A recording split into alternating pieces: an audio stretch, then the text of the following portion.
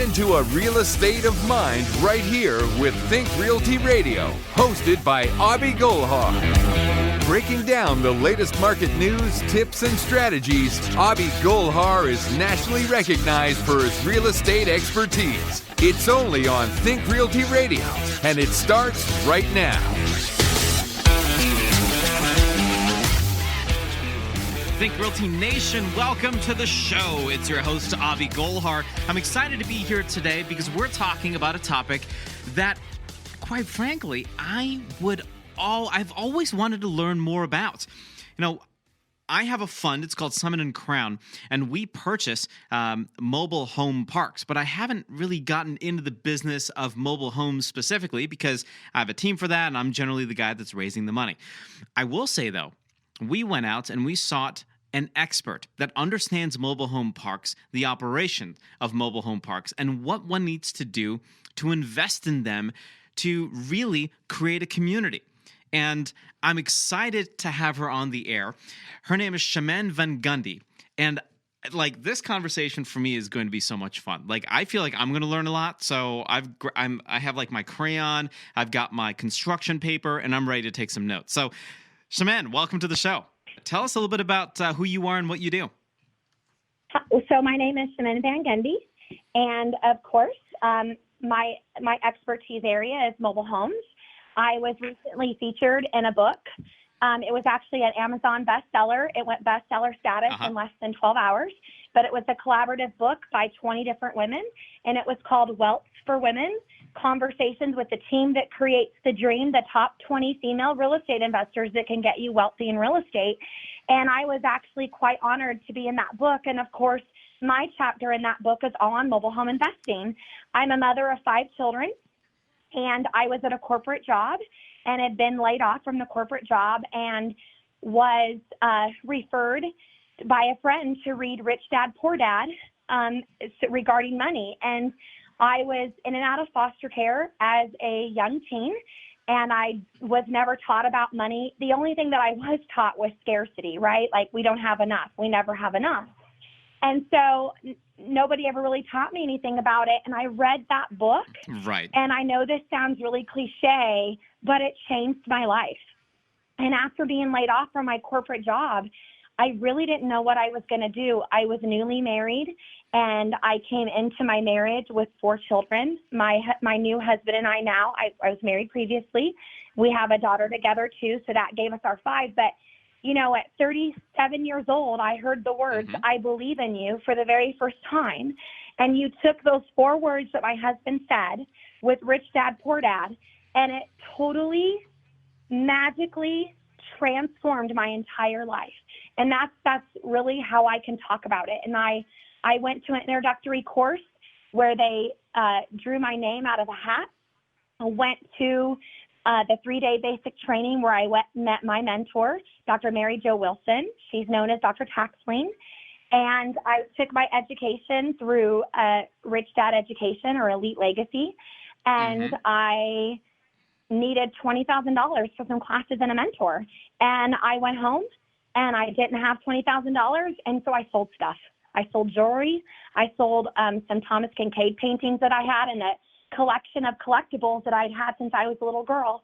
And I came up with about $17,000, and my husband gave me the other 3, and the rest is history.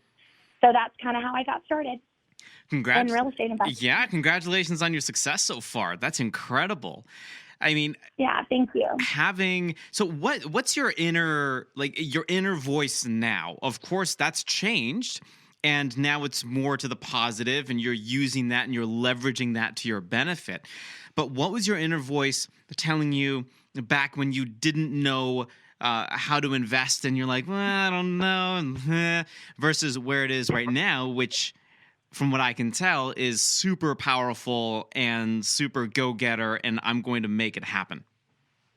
Right. So, you know, epiphanies come, right? And so I had went through a 14-year marriage before and was divorced, and that it was really kind of a catastrophic event in my life.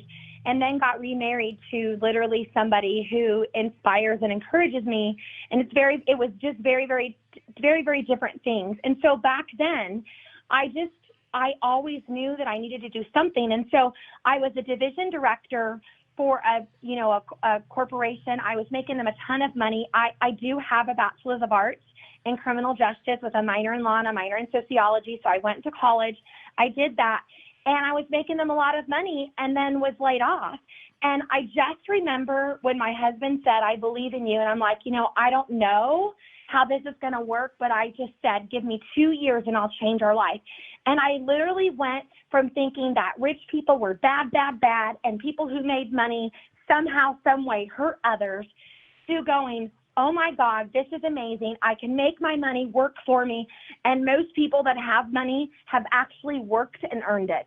There's very few people that were born to rich parents who inherited money.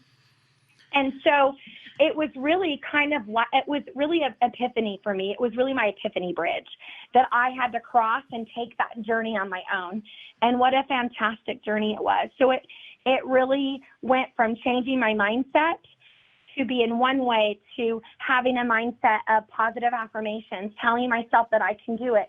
And the one thing for me that really stuck was I did not want to have to continue to depend on my ex-husband to pay child support for whether or not I was going to be able to feed my babies. And I didn't feel like it was my new husband's responsibility to take care of the 4 children that I brought into the marriage.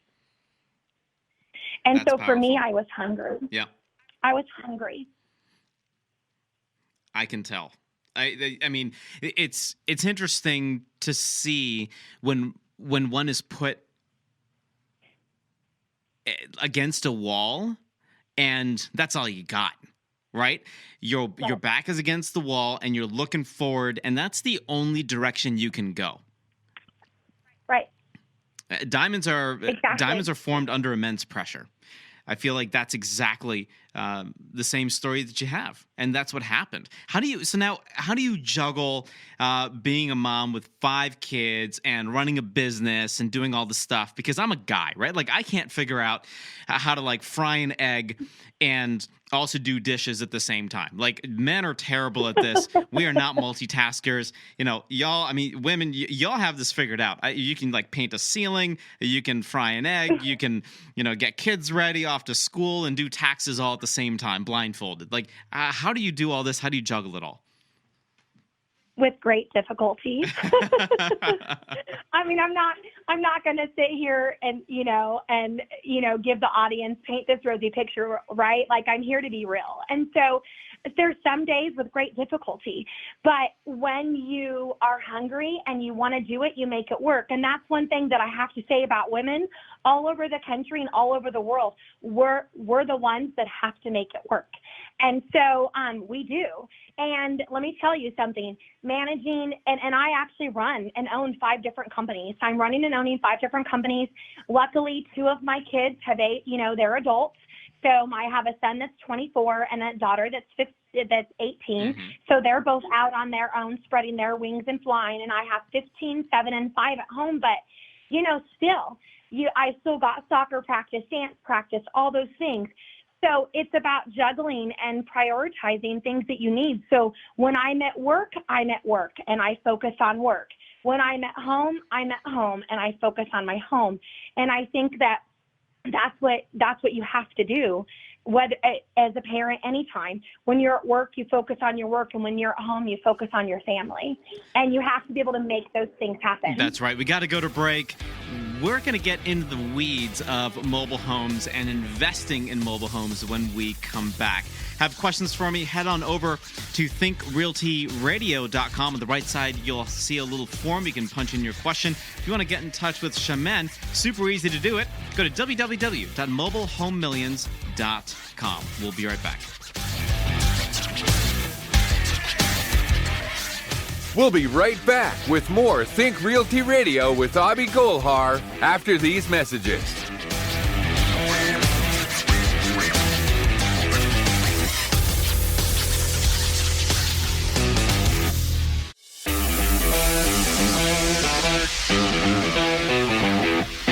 We're back with Think Realty Radio and your host and realty dealmaker, Abhi Golhar.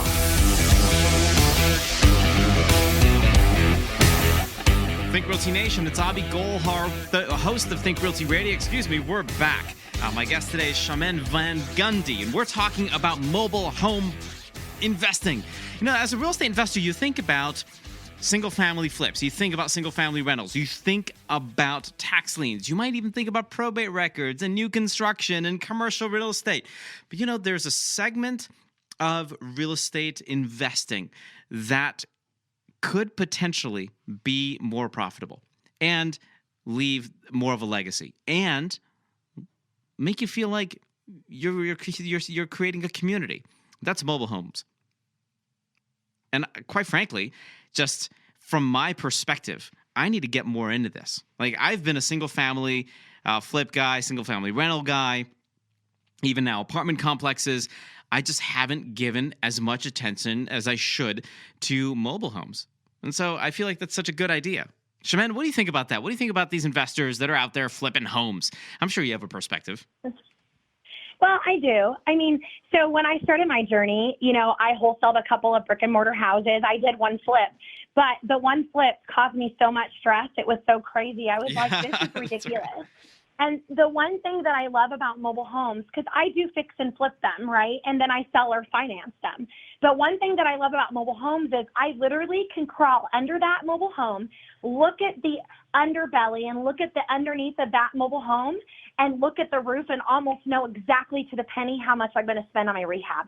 And with houses, you can't do that because you can't see what's in the walls. You can't see that. So that's one thing that I love about mobile homes. The other thing that I love about manufactured housing or mobile homes is there's three classes in real estate, right, that are basically recession proof. Okay, one is mobile homes, two is land, and three is self-storage. And on November 15th, 2018, MSN's Market Watch News came out with an actual article talking about how trailers and trailer park stock have actually maintained or increased their value in market slumps. So for over the last decade, it has actually maintained it or gone up and increased. So in the last recession that we had in 2008, manufactured housing went up more than 20%. Bring on the next recession, right? Right. But on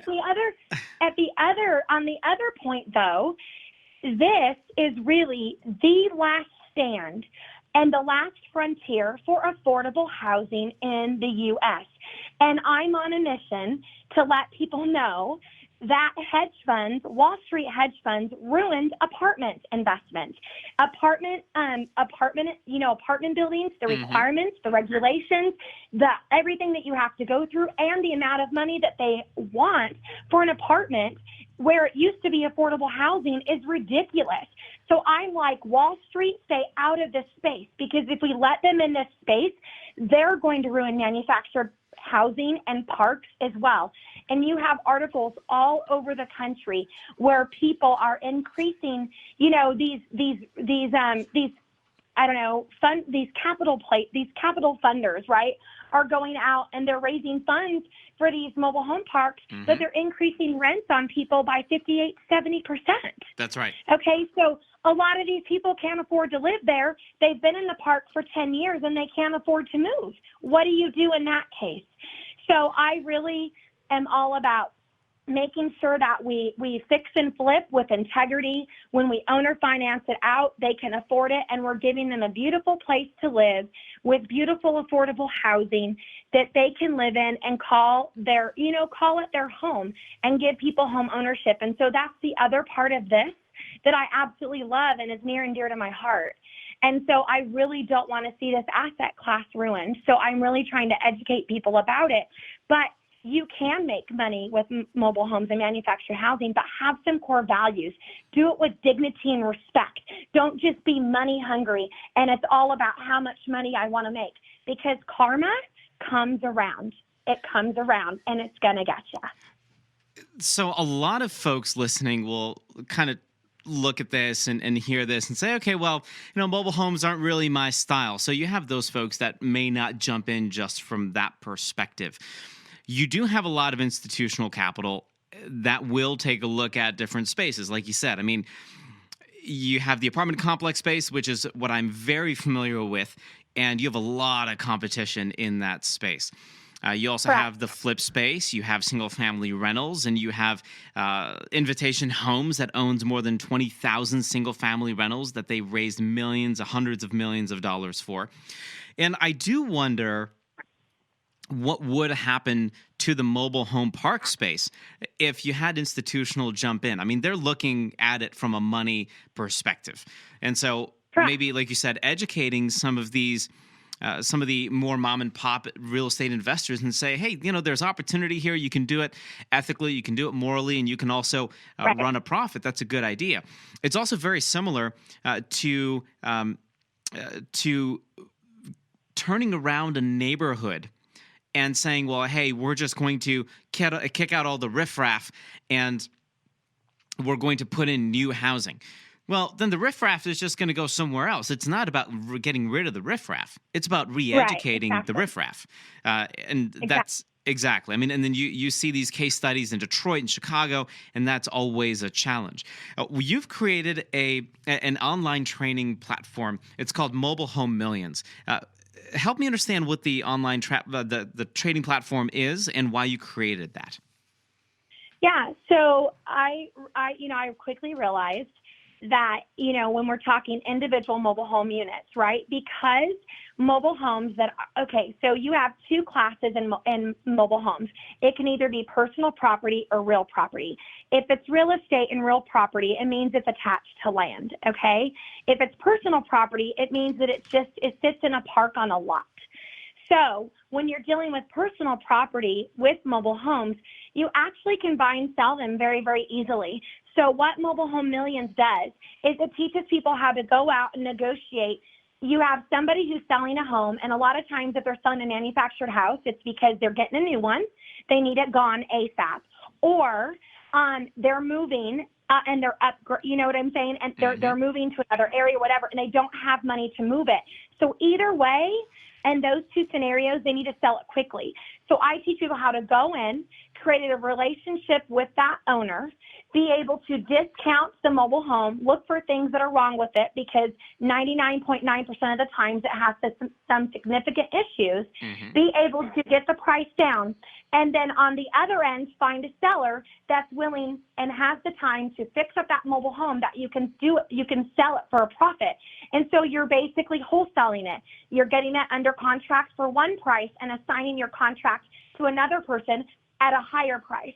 So, if somebody wants $5,000 for their mobile homes, I can go in, negotiate the price to $2,000 and sell it on the other end for $6,000 because maybe I'm better at marketing than they are and they don't care. They're just glad to have cash in their pocket. So now, if we bought it for $2,000 and sold it for $6,000, we've made $4,000 in the middle. And so my epiphany came when I did it. For one of my very first deals, I did a wholesale mobile home, and I made $5,000 off of my first wholesale mobile home. And in my mind, I was like, this was so easy. It was 3 hours. The whole process took me 3 hours. And I was like, wow, if I could do one a week, I could make like $20K a month. And there's tons of them. And so I had this epiphany one day when somebody said, you need to teach people how to do this. This is life-changing, and that's what I did. That's awesome. I do want to ask you when we come back from break how one can wholesale a mobile home with no money or credit, which is would be an awesome case study to talk about. So we'll talk about that when we come back. Think Realty Nation, go to thinkrealtyradio.com, ask your questions. And got questions for Chimene, super easy on how to get in touch with her. Go to mobilehomemillions.com. We'll be right back.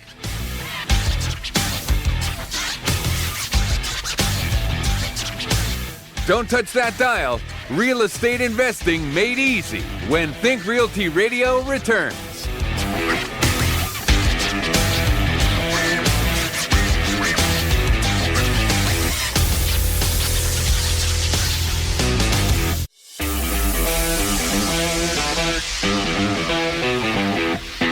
Think Realty Radio is back with host and real estate investment pro, Abhi Golhar.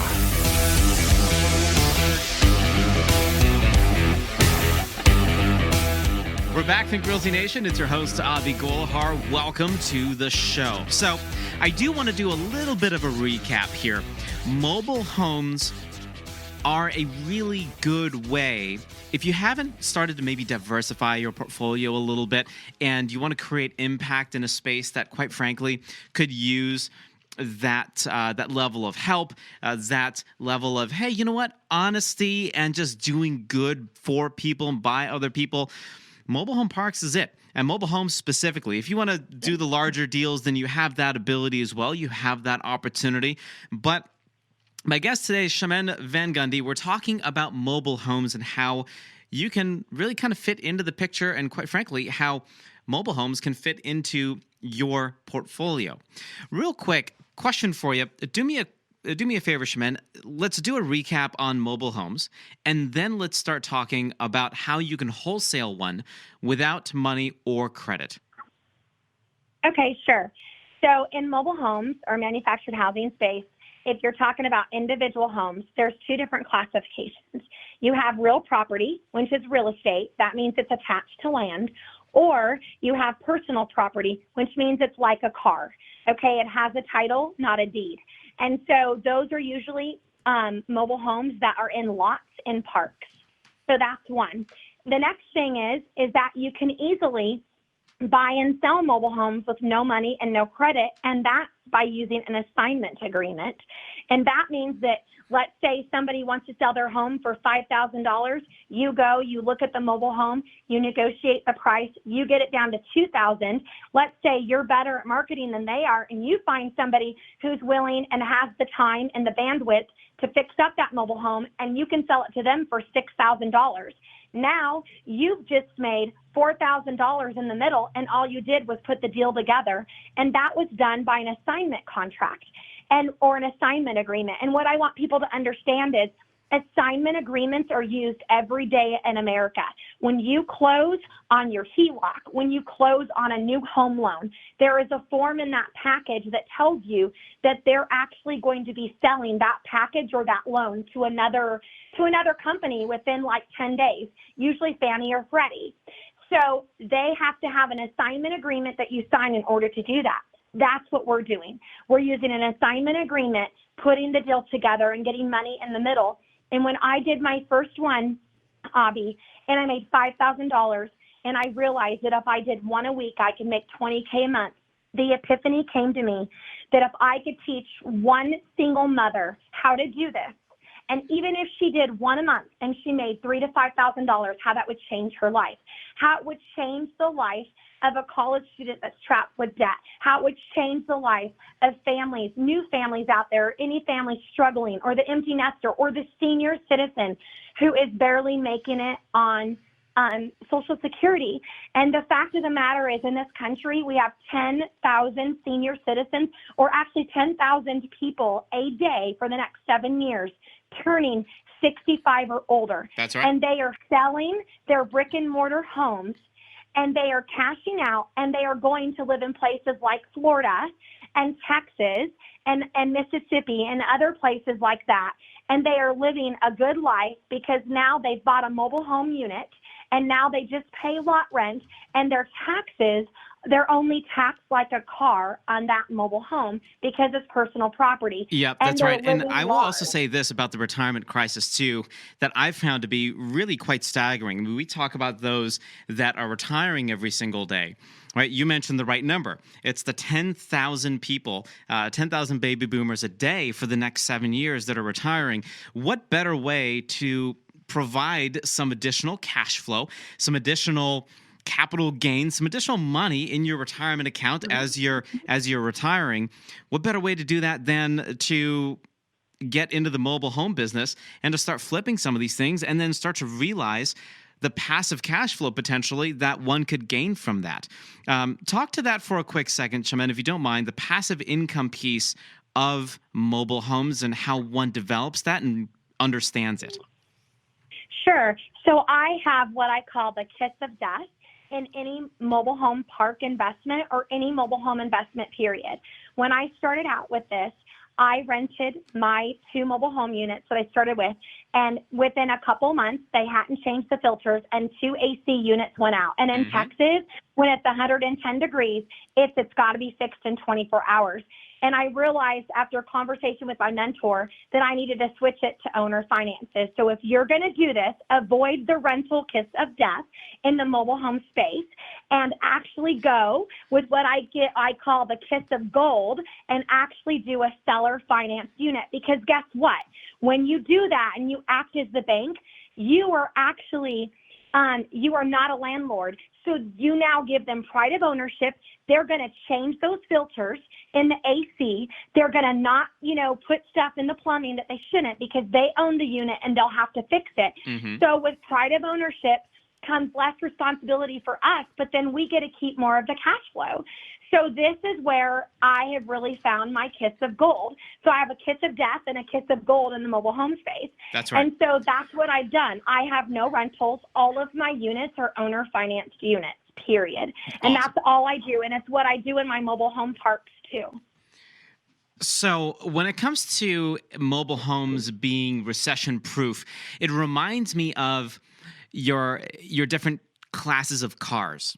Right? You have Lexus, Yeah. you have Mercedes, you have BMW. And when there's a recession, those are the first kind of cars, your luxury cars that won't be purchased. What will be purchased, however, are your Toyota Camrys, right? A couple years old, they don't have all the features, but you know what? They're going to be there. They're going to stand the test of time.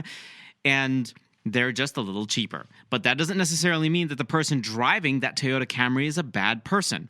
Many people think about mobile homes and mobile home parks as where you just have such weird, rundown, terrible, right? And then the demographic is, oh my gosh, you don't want to even deal with these people. It doesn't make any sense. Help me maybe in the next 30 seconds, debunk some of those myths about folks that actually live in mobile home parks are bad people, which I know is not the case. Absolutely. So I'm going to shoot the sacred cows right now. In 2017, the National Manufactured Housing Institute came out with statistics, and these are the facts. The facts are 22 million Americans live in mobile homes. Of those 22 million, 4.5 million make six figures a year. Go to Florida.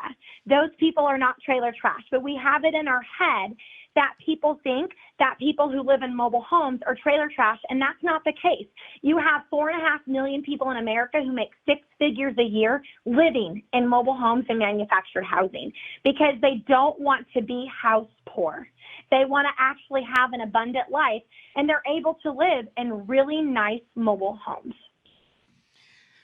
Totally love that. I mean, we need to shed ourselves of this perception that we've created that it's not that these folks they're people, right? They're not trailer trash. They're people that some choose to live there. There are other folks that are like, hey, cool. I mean, this is affordable. It makes sense. And like you said, 22 million Americans live in mobile homes. There's nothing, absolutely nothing wrong with that. It's an asset class that makes sense. They're for really good people. And quite frankly, if you can cater to their needs, you're solving a major issue for them. Well, and not only that, Abhi, you also have millions. I'm not talking about illegal aliens, okay? I'm talking about millions of migrant workers that come here, okay, from Mexico every year. They're here on, they're actually here on I-10. They're here legally. They're here on work visas. They have no credit, and they have no social security number and no bank account. What about those people as well? And manufactured housing helps those people too. That's right. We got to go to break. Think Realty Nation. Got questions? Head on over to thinkrealtyradio.com. You want to get in touch with Chimene? Super easy on how to do that. Her website is www.mobilehomemillions.com. Last 10 minutes of Think Realty Radio is coming up. Don't go anywhere. Don't touch that dial. Real estate investing made easy when Think Realty Radio returns.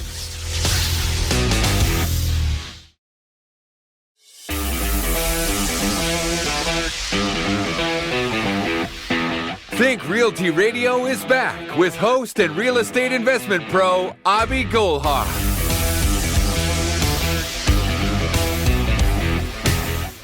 All right, we're back to the final 10 minutes of Think Realty Radio, everybody. I'm your host, Abhi Golhar. If you have questions for me off air, I know you do. Head on over to thinkrealtyradio.com. You can find me anywhere online, most notably Instagram and LinkedIn at Abhi Golhar. So feel free to message me direct one-on-one. I'll answer your questions for you there too. My guest today has been incredibly filled with amazing information about mobile homes and how you, the real estate investor, how you, the business owner, how you, that successful entrepreneur, can add mobile homes to your portfolio of existing properties. But maneuvering through the mobile home world isn't necessarily always as easy as it sounds. So my guest, Chimene, has been super fun in breaking down these ideas that many of us have and hold about mobile home parks. We might think, hey, it's trailer trash, or they're just decrepit properties. Well, quite frankly, that isn't necessarily the case. Chimene, let's finish out the show by offering some gold nuggets, some actionable insights for our guests, for our listeners, on what they can do to get into the space the right way and make some serious impact for those families and for their clients. And then, of course, they'll make a little money in the process. Sure. So one of the great ways that they can get started in this space is really read the book called Deals on Wheels by Lonnie Scruggs. It's a great book, and he actually talks about in that book about owner financing mobile homes. And so it's really important. And as a mom, I don't want to be dealing with the 4 T's, right? Your toilets, trash, termites, and tenants. Who has time for that? Right. I don't want to be dealing with that. I don't want to be getting calls saying I need to unclog a toilet. So by seller financing out these units, you're actually giving yourself a lot of freedom, but at the same time, you're giving yourself freedom of time, but then you're giving yourself freedom of money because you're cash flowing these passively with really very little work involved. And so the other way that they can do it is start out small. I always tell people, when you invest, you don't just become a brand new real estate investor and then say, I want to invest in apartments, and you don't know anything about them. What I would tell people is start with 1 unit. Watch some videos on it, some videos on YouTube about mobile homes, and kind of fill it out. Do a wholesale, learn your market, learn about it, and then move your way up. So go from wholesaling mobile homes and using those assignment agreements like we talked about earlier to then going to fix and flips and then, fixing some up and then seller financing those out to then looking for people that can help you where you can actually invest in parks and not lose your shirt. And one thing that I really want to let the audience know is, there is some pitfalls to avoid. And I want to make sure that if you have a mobile home park or even mobile homes that you're investing in and you're in states like Texas and Arizona and you're kind of on the southwest of the U.S., you cannot go to South Carolina and North Carolina and run your parks the same way. That's right. And then be able to think that you're going to make a profit. They're 2 very different demographics there. And what I see real mobile home investors do all the time is they immediately go into parks, they put in management, right? And then they do rentals, and that's your kiss of death. And what I want to tell people is in this asset class, a lot of people, they look at management as adversarial, and a lot of these parks it is. So what I'm about to say, Abhi, is going to kind of really take people by surprise, right? But this is my number 1 secret that I'm going to share with people. You do not have to have management in a mobile home park to make money. And I'm going to say that. Interesting. Okay. You do not have to have management in a mobile home park to make money. And actually, I'm going to be that, that dart thrower and that line pusher and tell you that you're actually going to make less money if you have management in your mobile home parks than if you wouldn't. And what I mean by that is I don't mean that you don't have anybody that doesn't manage it at all, because if you're in Colorado and you've bought a park in South Carolina, how do you handle that? You set it up like a homeowners association.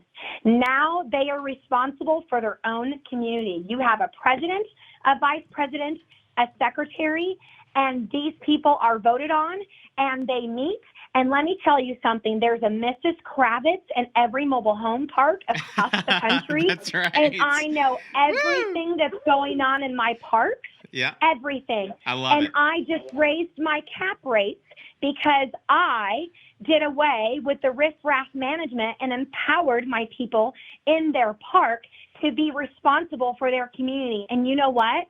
The transformations in these communities have been amazing. I've taken parks that I bought at 6 and 8 caps, and they're in 22 and 24 caps right now. That's pretty cool. So essentially what I'm getting from all of this is understand mobile homes, understand how to run mobile home parks operationally. Yeah. And they can really be a good value add to the portfolio, but then that's the byproduct, right? That's the result of doing good for the community, the result of doing good for these folks that they need the help. Otherwise, they're going to be stuck with some manager and they're going to say, okay, well, geez, I have to report to this guy or gal. And that will probably create more animosity in the community than do good for it. Absolutely. And I would love to give you an example. Sure, go for it. Where I live in the San Antonio area, there is a corporate-owned park, and there's a group out of Colorado that owns this park, and the lot rents are $580, and they call it trailer trash. They call it the trailer trash terminal, and it is a pretty dumpy park, okay? It is bad. There's no amenities. The management is not on site. Nobody's there. Nobody knows what's going on. There's been multiple drug busts in this community, okay? But there's a community that's 5 miles away in the same place, and it's been owned by a woman for over 25 years. It is a preferred community, which when you're a preferred community, it means that your insurance rate is lower. They've got 2 swimming pools, tennis courts, basketball courts, and you get a storage unit to store your stuff in. That's and this pretty all cool. comes with lot rent. And their lot rent is $500 a month, and it's a beautiful community. So just because So that's my thing again. How does one build those kind of amenities into a mobile home park and still make it affordable on the purchase and also affordable for the residents of the mobile home park? Because of the relationship. And when you don't have management and you install an HOA and they're doing it on their own and they're managing their own selves, you're saving yourself $30,000, $40,000 a year because now you're not paying a park manager. Isn't that amazing? It's amazing what happens when you empower people. It really is. When you make people responsible for their own community and you empower them, that's when they start taking pride in things. And so really, I've seen this transformation. You know, we're in 11 states. And I've seen this transformation all over the U.S., and it's been amazing to see what happens when you empower people. And like I said, none of my parks, there's no parks that I own that have managers. Everything is ran like an HOA. And I think that's really the name of the game, right? If you treat other people properly, and it doesn't matter what industry you're in, right? You could be in mobile home parks, you can be in flipping, you could be in single family rentals, you could own 200 single-family rentals. You can own 43 apartment complexes that are 250 units on up. At the end of the day, if you treat everybody appropriately, you'll see the higher retention. You'll see the love. You'll see the money if that's what you're in it for, which I'll tell you, you shouldn't only be in it for the money. Correct. But if you're in it for the money, you'll see it, but you need somebody on your team that's like a Chimene that really cares about a community, and she really cares about this concept of being human. Because you know what? We all need help, and we can all get there, but we can get there together. Thanks so much for being on the show, Chimene. I certainly appreciate it. What's the best way that our listeners can get in touch with you if they have any questions? Sure. They can go to my website, which is mobilehomemillions.com. And they can click on info, and they actually can email me questions. Beautiful. Thanks so much for sharing your insights on the show today. Sure. Rock star. Absolutely. All right. If you want to get in touch, you know how to do it. Go to thinkrealtyradio.com. You have Chimene's information. And I'll tell you something. Dig deep, do good, and then make money. Not the other way around. I'll see you next time. Happy investing.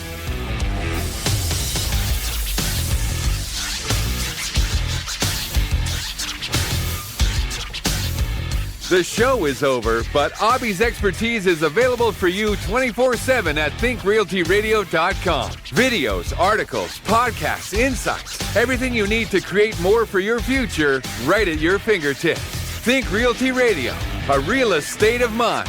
Online at thinkrealtyradio.com.